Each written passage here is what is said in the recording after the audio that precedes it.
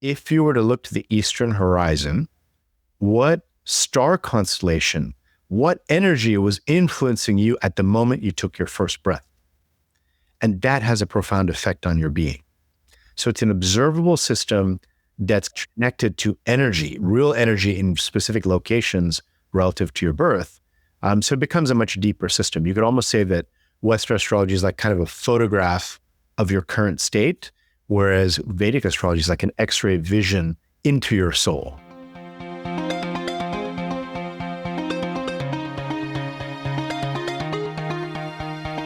Hey everyone, it's Amy Lynn Durham, and you're listening to Create Magic at Work. Create Magic at Work is on a mission to equip senior leaders with tools they need to be a true quantum leader and actually understand what that means. Improve employee engagement, retain top talent, and transform your workplace culture to have less drama and stress.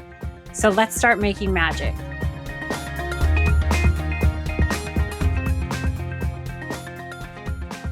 Oh, he is such a Virgo.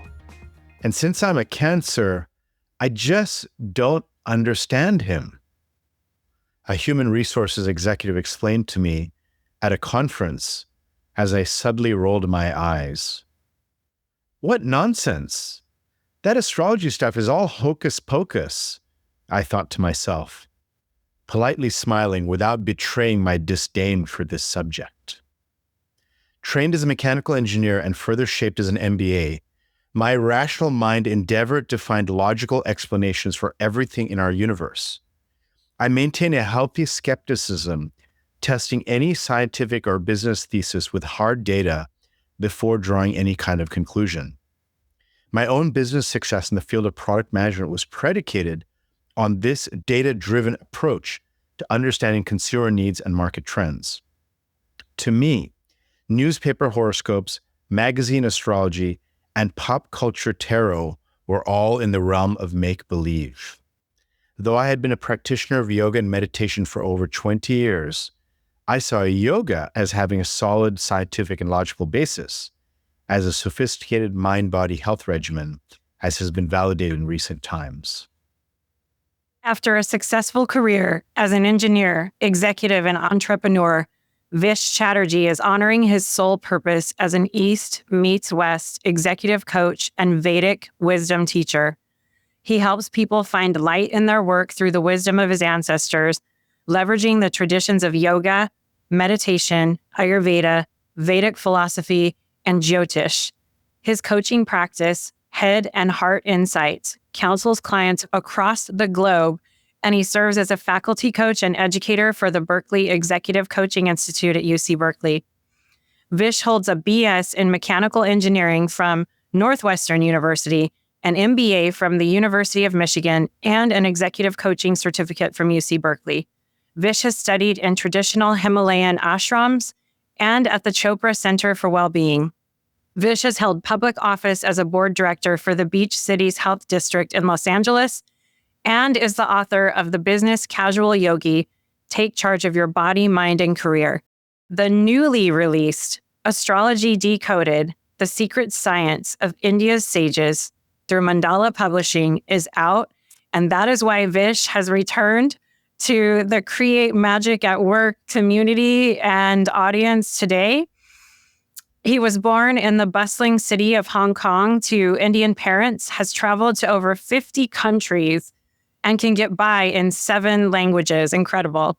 He currently resides in Redondo Beach, California, within a bike ride to the Pacific Ocean. He's a married father of 3 and is often found cooking with the family, working in the garden, and tinkering in the garage. Vish, welcome back to Create Magic at Work, and thank you for that beautiful reading from Astrology Decoded to kick us off. Thank you, Amy. I'm so happy to be back on Create Magic at Work. It's been a show that I've been listening to over and over since I first appeared on it, I think several years ago with Business Casual Yogi. It's an amazing community that you've created. And I think more and more people are starting to realize how important it is to have magic at work, or magic in life in general, right? Yeah, thank you. We're actually celebrating 3 years this month of the podcast. I can't even... I'm like, how have I been doing this for 3 years with all of these incredible people? It's amazing. It's quite extraordinary. It doesn't even feel like it's been 3 years. And I'm excited to have you here. We have had some really amazing conversations about Jyotish, which is Vedic astrology. We've also had some amazing personal conversations in regards to how it compares to Western astrology and how it ties to leaders in the workplace. So I want to start off. There's a part in Astrology Decoded, way towards the end, in your thank yous, where you said the book was born partially from a conversation you had in a cafe with someone where you started talking about planetary archetypes for leaders. So why don't we start off with you sharing how you ended up on this path? An engineer, someone with an MBA, your reading was like, this HR person at this conference was telling me, oh, so-and-so's a Cancer, I'm this, and you're rolling your eyes. Now you're here on Create Magic at Work as the wise sage that helps people with Jyotish, with Vedic astrology. Tell us a little bit more how you got here. Yeah, it's been quite a journey. I think, it's almost like the veil got lifted little by little along the way for me.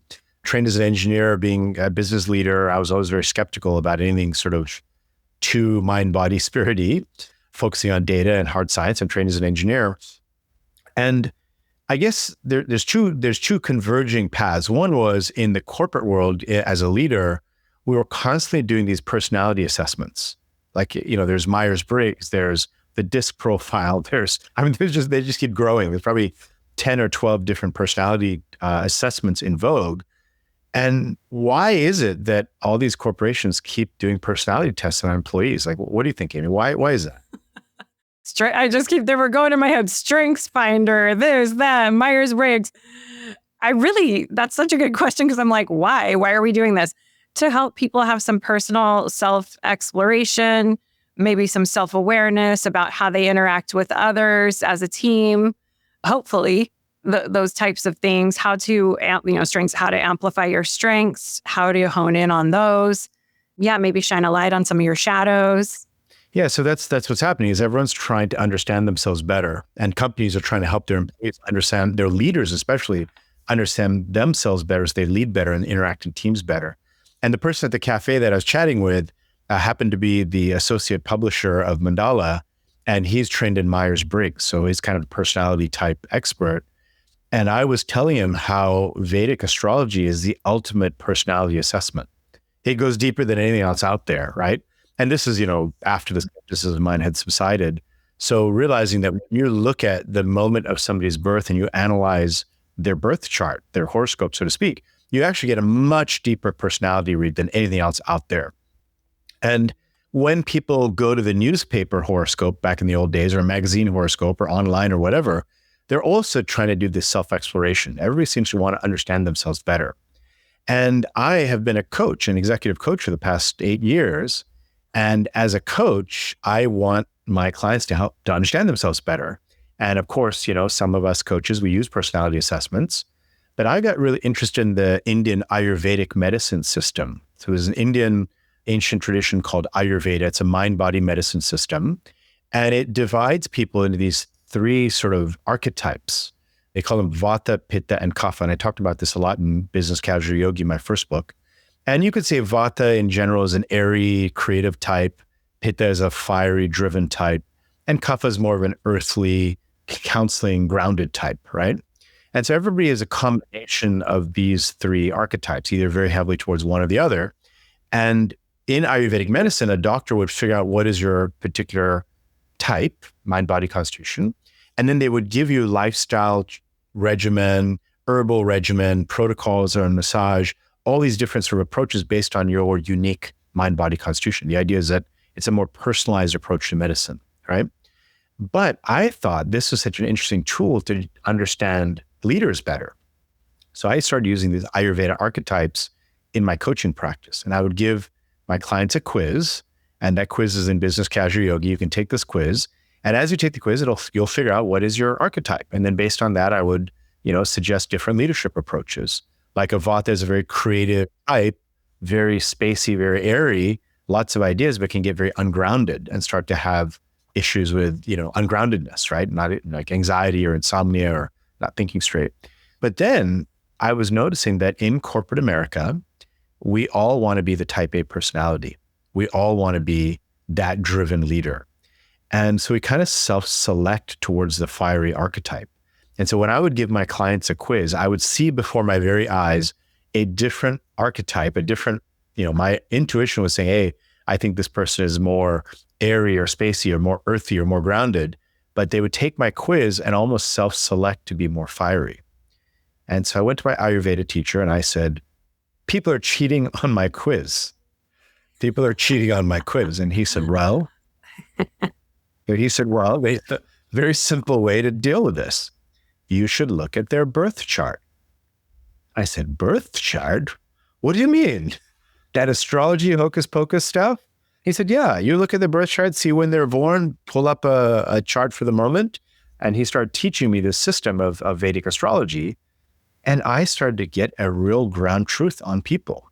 So I had someone come in my office, I'd give them the quiz, I'd see the cheated results, I'd ask them for their birth information, I'd pull a chart, and I would say, you know what, this is what I see. And I would ask them some questions, and they would say, how do you know that about me? I've been trying to hide that for years. And so then I started to realize like this astrology system actually does give quite a ground truth. And then of course my question became, what else can I do with this birth chart? And that opened up this entire journey into Jyotish and Vedic astrology. I love in your new book, Astrology Decoded, I wasn't familiar with, I was a little bit familiar with Vedic astrology, but I didn't learn so much about it until, of course, you and I started collaborating on different things. And I love the definition of Jyotish, the study of the light of our consciousness. I just think that is so beautiful. And I think you're speaking, I'm like, gosh, this is so cool that we're studying the light of our consciousness, and what a release for people to not feel like they have to hide who they are in these corporate systems, and they can actually be seen for what their unique makeup is in this world. I think that's a really beautiful thing. In the past episode, when we talked about compassionate leadership, you shared a little bit about the difference between Western astrology and Vedic astrology. I have found that, at least in my algorithms, Western astrology is extremely popular, and more people than I've ever encountered know their sun sign, their moon sign, their ascendant. They're reading all of these things. Oh, well, they're studying all of these different things. And an important distinction that you made, and I mean, you're the Jyotishi, so I'm going to have you answer this. Share with us the distinction between Western astrology and Vedic astrology, and let's leave it at that for right now. I have so many questions, so yeah. Yeah, and so I think when I first started going down the path of Jyotish and Vedic astrology, because I was so skeptical about astrology, I went with this sort of, skeptical mind, and I was looking for the chart to prove out reality. So I would say if I'm seeing this in a chart and somebody's, birth chart, and I ask them questions and they're affirming what I'm seeing, then I'm starting to say, okay, you know what, the data is coming back and affirming what I'm seeing. But I also didn't know much about Western astrology. And even to this day, I don't really know much about Western astrology. It's not something I ever followed or researched or understood. But then it's so popular, like you said, like people are talking about it all the time. And, is one system better than the other? It's hard to say, right? I don't want to disparage the whole Western astrology system because it has its place and its value. But the first thing I want to preface is that we are all of the signs. All zodiac signs show up somewhere in our birth chart. So some aspect of us is represented in each of the 12 different zodiac signs. So if you were to pick up a newspaper horoscope or a magazine horoscope or look up something online and read anything random, there's something in there that will apply to you. And I think that's what happens is people read something like, oh yeah, that's me. I kind of get that. But underneath, there's still a bit of like, I'm not sure if that is really me. I'm a little skeptical. So the first thing that happened is when I started to learn about Jyotish as a Jyotishi, I started to notice that the calculations that Vedic astrologers use are very different to the Western system. And the calculations that astrologers in India use are accurate to the actual observable sky. So Vedic astrology is an observable system. Yesterday, the moon was in Pisces. If I took a telescope and looked behind the moon would be the star constellation of Pisces. Now, a Western astrologer may say it's in a different sign because they're using a different calculated position. So what's starting to happen is the Western astrologer is looking at the birth chart or looking at a chart, looking at a sun sign, a moon sign, a rising sign. But if they looked out of their window, away from their computer and out the window, they would see something different in the sky. With Indian astrologer, whatever they're looking at on their computer or on their piece of paper, when they look out the window, what's in the sky matches what's on that piece of paper or on the computer screen. So observable system. And why is it important? In Western astrology, you call it a zodiac sign. And the sign is very interesting. It's a word sign because it's kind of symbolic because it's not really there. In Vedic astrology, we call it a Rashi. And Rashi means a heap of energy. So we don't look at it as a sign, we look at it as a constellation of stars that emits a particular energy. And so we need to know exactly where that energy is and how it's influencing us in order to understand the energetic influence on us. And, in Western astrology, you use your sun sign, like where was the sun when you were born? And that's the same for everybody in this 30-day period and everybody anywhere on Earth. In Vedic astrology, we zoom in on the rising sign, which means at the exact moment you were born, at that time of birth, that date of birth, and that location on Earth, if you were to look to the eastern horizon, what star constellation, what energy was influencing you at the moment you took your first breath? And that has a profound effect on your being. So it's an observable system that's connected to energy, real energy in specific locations relative to your birth. So it becomes a much deeper system. You could almost say that Western astrology is like kind of a photograph of your current state, whereas Vedic astrology is like an X-ray vision into your soul. On that note, I have had a Vedic reading from you just to share with everyone listening, and it did feel very, very deep. One of the things that I remember from that is a way that you as my Jyotishi, am I saying that right? You're perfect. My Jyotishi, the way that you can help challenges in our lives or help with karmic debt. And I'm wondering how that ties to leaders and teams in the workplace. How does a leader that is a results-driven executive, how does someone like that blend something like this system in to help them benefit from it, live a more fulfilled life, have greater inner peace, all of those things? I mean, that's the thing, right? So you're a leader, you're an executive, you are taking personality assessment to understand yourself better. You're trying to understand sort of things that don't add up in your own mind. And so you're sort of grasping, trying to find a way to understand yourself better. You hear the word astrology and you think, okay, that's woo-woo, that doesn't really work. Now, when you use a system like Vedic astrology, you're using good data, right? So as an executive, as a leader, you want good data behind everything you do. And that's why these personality assessments keep changing, because new research keeps coming out saying, oh, well, this one's better, and oh, this one's better. So you want good data, and that good data is good actual calculations of where the planets are in the sky at the moment of your birth and right now at this very moment, right? And how they're influencing you.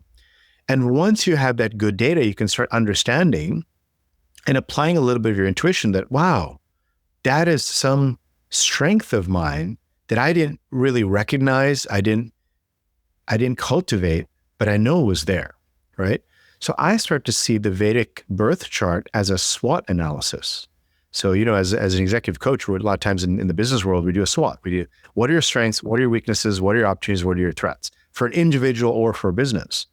And so I can basically pull up a chart for an individual or even for their business and quickly identify, based on those energies of these different star constellations and different planets, what is the strength, weakness, opportunity, and threat for that person, which in essence allows me to ask a great question. At the end of the day, it doesn't matter if the chart is, if the interpretation is perfect. What's great about it is you're asking a great question that probes into something that leader probably hadn't thought about before. So I feel like the astrology system, just like any assessment out there, think about it as a tool to ask a great question for deeper self-awareness. How do we differentiate between ego versus higher self in our approach to this? I'm just thinking with the rise of popularity of a lot of this, which is great. How do I say this? I feel like I'm seeing some approaches to tapping into this coming from a bit of an egoic state. I mean, myself included, like, I want to know what this is for me. I want to, I'm so this or I'm so that. Well, I did this because, my Mars is in Aries, so I'm fiery. So that's my excuse that I popped off on you. I'm just like making stuff up right now.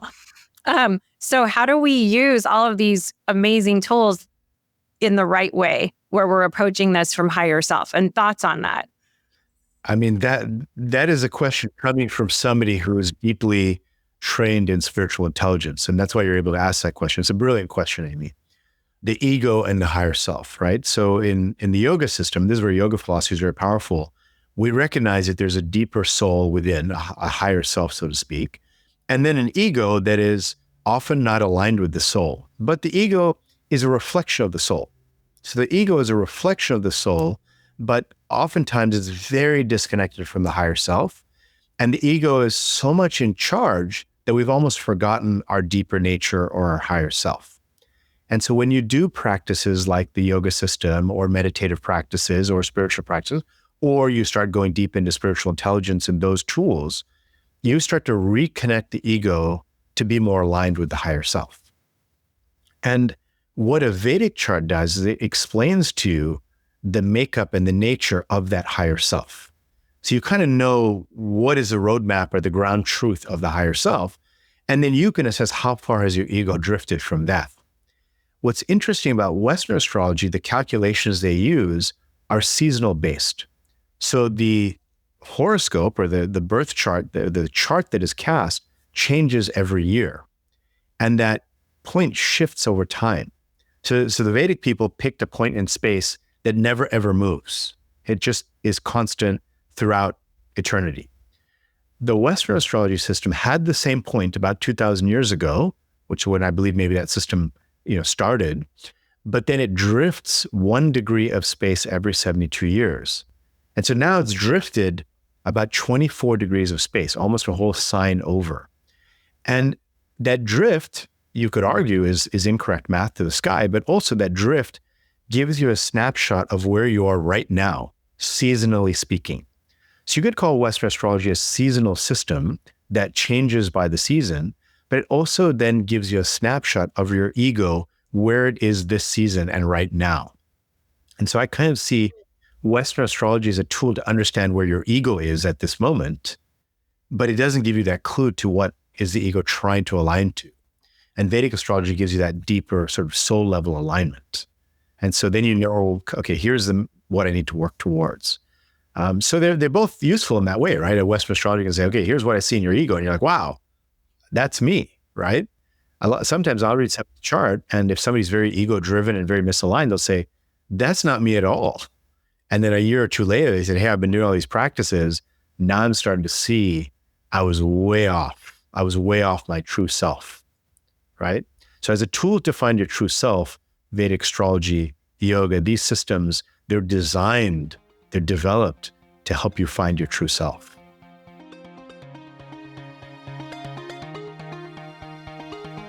All right, it's time for a fun, playful, quick break. And it's time for you to discover your spiritual intelligence at work. So over here at Create Magic at Work, we are not just a great podcast. We are an executive coaching firm, a team dedicated to helping leaders like you create healthier, more fulfilling workplaces. Whether it's through private coaching, transformative workshops, or impactful keynotes, we're here to help support your journey to have less drama and stress and more magical moments in your life. So have a little fun. Take our quick quiz in the show notes and see where you stand. Discover your spiritual intelligence at work. Click on the link in the show notes and reach out to us for support if you need it. Sending magic to you. Interesting. I have the most randomest question right now to that. Go for it. Okay. So to me, you're describing if somebody was operating from a real deep ego state and you had a chat with them as their Jyotishi and you pointed out these ways they can tap into higher self, then they're aligning with true inner peace, true fulfillment, who they are at soul level. What does that look like if somebody wants to use a tool like this for their deep egoic state? What if somebody wants to not operate for the greater good or for a higher level of global consciousness or for a elevated collective? What if somebody wants to use these tools for more money? Just go. How do I, because I know there's a lot of great manifestors that can manifest things. And that's sort of where I was going with my other question too. It's like, how do we use these tools so they ripple out in a way that it's for the greater good and not just for self-serving reasons? I mean, I can get into that space myself. Like, oh my gosh, like new moon intentions. I need this deal, trying to bend the universe to your will. Yeah, I mean, it builds off your question on karma, which I didn't fully understand. I didn't fully explain the karma question because there's so much of it to understand, right? So there's a few pieces of your question. One is, are people ready for the truth, right? And I wrote about this in Astrology Decoded. I think the opening chapter, I talked about a yogi friend of mine who is deep in the yoga tradition, practices yoga, is understanding yoga philosophy, but then follows Western astrology. And I was confused. I was like, why would you do a system of yoga that is to try to find your true self, but then use a system of astrology that takes you away from your true self? And she, very intelligently said, well, I'm not ready for the truth just yet. I'm kind of attached to my ego. I'm attached to what I've created for myself, and I don't want to leave that. And that's fine, right? So you can say, you know what, you're not ready for that level of truth. And even as a Jyotishi, clients aren't going to come to me if they're not ready for that level of truth, right? If they want to stay in kind of a more superficial, ego-driven existence, that's fine. They can do that, right? And not everyone needs to access the truth at every point in their life. When you're ready, then the knowledge will be there for you. But then it is a powerful tool. And what Vedic astrology is ultimately, I look at it as a karmic management tool, right? We're a sum product of every action, everything, every choice we've ever made in this lifetime and other lifetimes, if you believe that paradigm. And so things happen based on debts that have to be paid off. And so the Vedic system looks at life as this really powerful accounting system, right? In the Judeo-Christian system, there's this idea of judgment. Did you do good? Did you do bad? There's judgment placed on everything. The Vedic system, there's no judgment. It's just a balance sheet. It's either plus or minus, just like numbers, right? You look at numbers and you look at a balance sheet in finance, there's no judgment, it's accounting, right? And so when you look at the karmic balance sheet, as an astrologer looks at your chart, they're looking at your karmic balance sheet and they're saying, look, based on all the karma that you have, these are the kind of things that are going to happen to you. And you had the ability to change that by paying the debt off in a different way. So when you said, Vish, I want to bend the universe, you can. It literally bend the universe by doing karmic remedies. If you, for instance, let's say, harmed a child sometime, that debt is going to come back to you. You're going to have to pay that back, right? So either you'll get harmed or a child of yours will get harmed. That debt has to be paid back. And so if you then decide, you know what, I'm going to do some charitable work, I'm going to donate to a children's charity, I'm going to volunteer to help children, you sort of, in a way, bet the universe to pay back that debt and even out that karma, right? So then the question becomes, what if you decide to bend the karma, bend the universe for some personal gain? Sure, go ahead and do it. But there's a balancing effect. There's a karmic effect. If you did something that harmed somebody else, you're going to have to pay that back. So the thing is, as you take actions in life, as you start to push yourself in certain directions, are you creating more debt for yourself that has to be paid back at some point? So it becomes this karmic balancing act. When you do something in service for humanity, in service for others, usually that's giving you a positive balance in your karmic debt. And then good things will happen to you at some point. That's kind of the way to look at it. Does that kind of answer this question at the last one around karma? Yes. I want to share with everyone listening. So personally, when I did a reading with Vish, I was carrying some anger around someone I had seen as an advisor that got really into, they gave me bad advice. They gave me bad spiritual advice. And I had been carrying it with me and I was really upset about it. And, how could somebody do this to me? And I couldn't let it go. And just to add to this whole balance sheet thing that Vish is talking about, I went to Vish and I brought this up to him when he was showing me my Vedic chart. And very compassionately, Vish looked at me and said, well, you got bad spiritual advice because at some point in one of your lives, or in this life, you have given bad spiritual advice. And I was like, whoa. And for some reason, hearing that made it better for me. I was like, I get it. I can release this and I can understand because I've done this before. It hit me and it resonated so deeply with that. And it was actually really healing and really helped me have compassion for the person that I viewed did that to me. So I just want to share a personal story to kind of amplify that whole karmic thing that you were explaining and how it helped me release, really. We're on the full moon energy still, so focus on release there, yeah.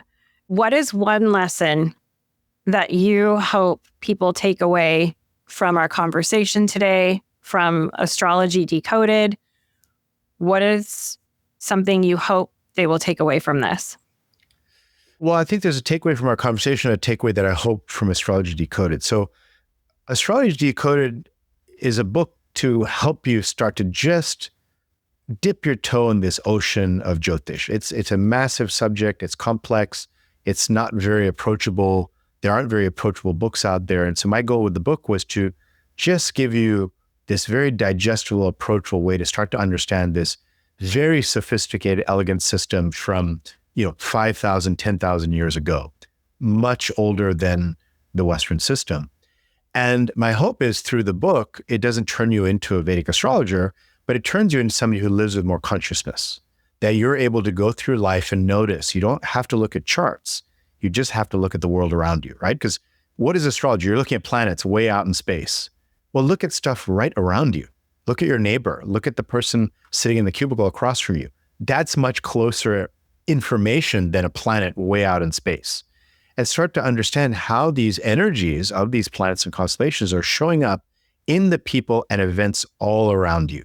So I think that's the first thing, is living with this more conscious awareness of the universe communicating with you all the time. And I think the other thing is, from this conversation, recognizing, and this is a hope for myself as well, is can I find gratitude in every experience that comes my way, right? Somebody comes to me and gives me bad spiritual advice. I can get upset. Why did this happen to me? Or can I get the perspective to be grateful that, wow, I just had a major piece of debt paid off, right? That bad spiritual advice I gave way back when, it just got taken care of. Thank you, oh bad spiritual advisor. You have cleared up that debt for me, right? Oh, this person stole from me. Oh, thank you for stealing from me, because that time that I stole way back, who knows how many lifetimes ago, has now been taken care of.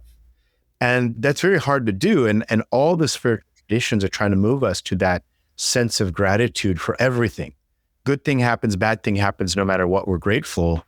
Very, very hard to do in practice. But theoretically, that's really what's behind astrology, is can you find that? Can you let go of that? Can you let go of the anger and frustration when things don't work the way that you want them to?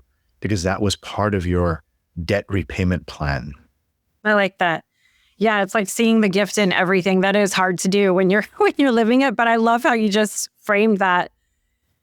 If someone wants their Jyotish reading, how can they?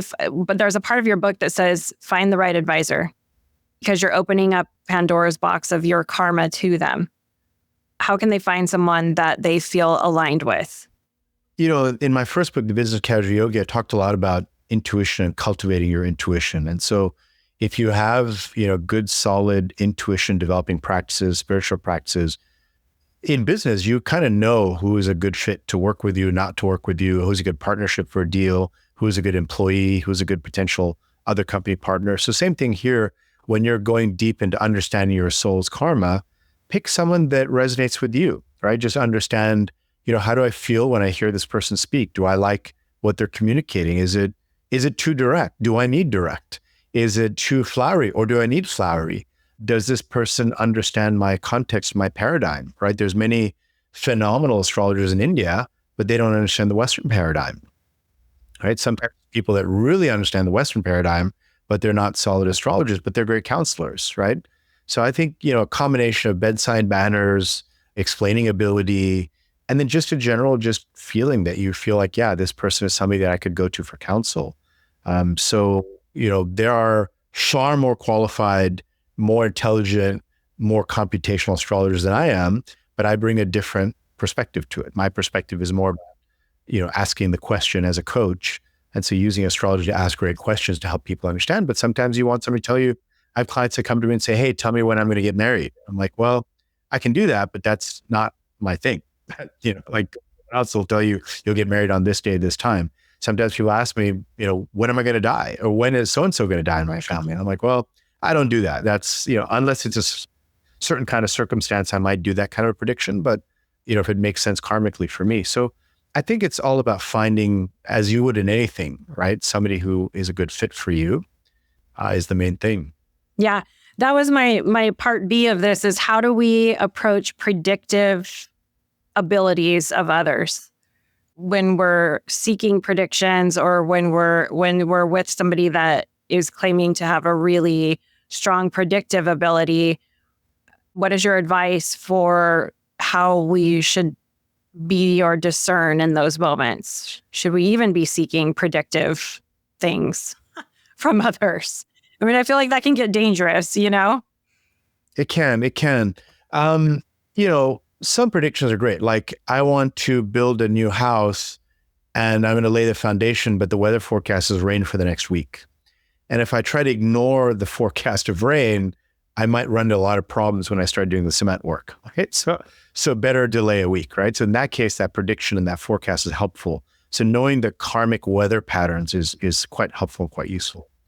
But if somebody makes a specific prediction, like, says this will happen this time, it can become a self-fulfilling prophecy. Like, in your spiritual intelligence work, your higher self is very powerful. So some astrologer that you feel is know-all, knows everything, looking at their crystal ball, tells you something, your higher self starts to activate and make that thing happen when it may not have needed to happen. So I have put predictions with a lot of caution because it can become a self-fulfilling prophecy.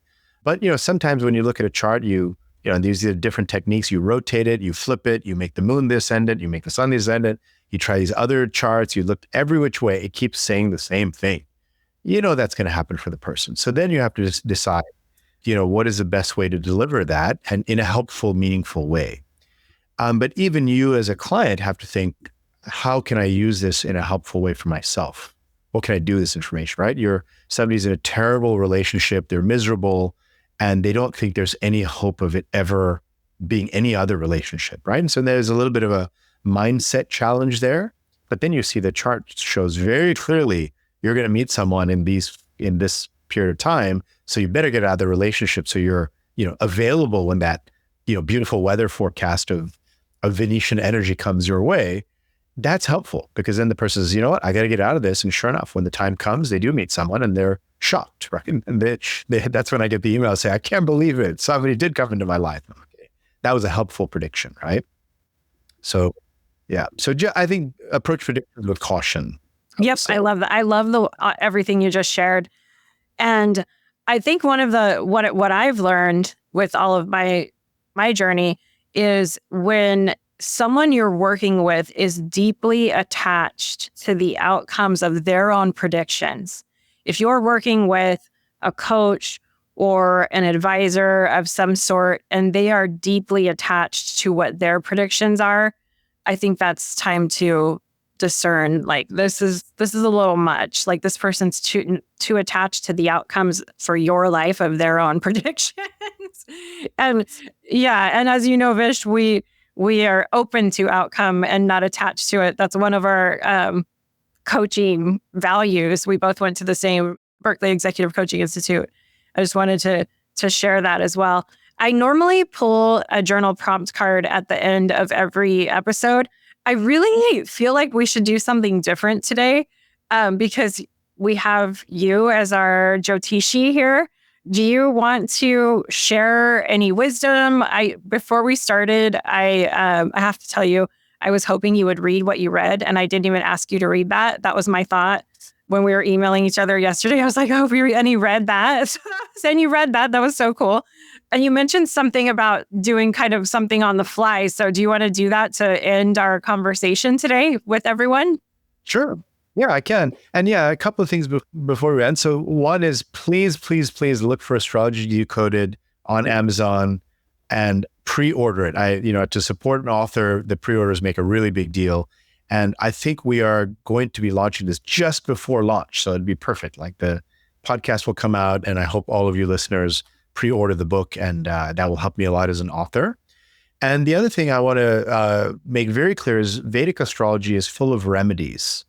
So you can change the outcome of things. These things aren't fixed, right? There's some things that are fixed. There's some things that are modifiable. Western astrology kind of lays it out and says, okay, this is what it is. But Vedic astrology says, here are the energies, but you have the ability to actively manage it. And when you work with a coach or a counselor, you are actively managing those energies and changing things, right? And so setting intentions, doing practices, doing rituals, doing the work, making the right lifestyle changes and choices changes the outcome of those energies. So even when I look at somebody's chart who's not very up on their spiritual practices, and they start implementing practices and tools around spiritual intelligence, a year later when I look at their chart, it's a completely different read because of the way they're actively managing those energies. So remember, you are in the driver's seat, okay? And so finally, I'm going to pull a chart for when we started, for this moment right now. And so this is a technique that astrologers use, that they literally pull a chart of the heavens at this very moment. And where I am sitting right now, Venus is in the eastern horizon. So if I were to look east, I would see the planet Venus rising, and it's rising in its own sign of Libra. So that means the constellation of Libra is rising. The constellation of Libra is actually ruled by Venus, and Venus is in it, very strong position. And so that is very good for all of us listening. One thing I observed is to corroborate, Venus's color is pink, and Amy is wearing a pink blouse. Yes. So that's, information, right? Okay, pink is there, Venus is communicating. And we've had a very, amiable discussion. It has been very harmonious. So that's another Venus energy and Libra. And Venus also rules love, relationships, and prosperity. So this discussion for all of you listening will open up some energy for you to lean in towards healthy relationships and financial prosperity. Oh, I love that. Well, I'm glad we had this conversation today. And thank you for sharing all of that. Yeah, actually, the sun is rising behind me from the east in our video here in real life here, not just in the video. So thank you for sharing that lovely, lovely energy with us, Vish. And yes, please, we will have the link to Astrology Decoded in the show notes. And as Vish said, for those of you that aren't familiar, pre-orders for authors are such a critical time. Pre-order the book, click the link. I've already pre-ordered my hard copy. Can't wait till it gets here. And part of the book has a remedies section that is really interesting to take a look at. Vish, if people want to connect with you more, get a hold of you, how can they connect with you to have a conversation, work with you? Where can they go? Yeah, so the easiest way is we just launched a site, vishchatterji.com. So just remember my name, VISHCHATTERJI.com. And when you arrive there, you'll see a picture of Astrology Decoded. This is the book. You'll see it there, and there's links to order from there. Yeah, it's just beautifully designed. And when you take the jacket off, the front hardcover just looks like a gift box. It's just gorgeous. Yeah, the artwork inside is spectacular. Yeah. So vishchatterji.com, and you can go there, and then you can learn more about Astrology Decoded. We actually have a chart calculator, so you can calculate your birth chart from the website. And then there's links to Business Casual Yogi. And then if you're interested in working with me through there, you can find my coaching practice as well. Amazing. Vish, thank you so much for being our Jyotishi today. And thank you for bringing some magic to everyone today. Great. Thank you for having me on the show again, Amy. This has just been magical, as it always is, creating magic as you interview and talk. And it's just wonderful. I'm so happy and honored and blessed to be on the show today. Sending you many, many blessings back for Astrology Decoded, just being at the top of the list there for you. Thanks, Vish.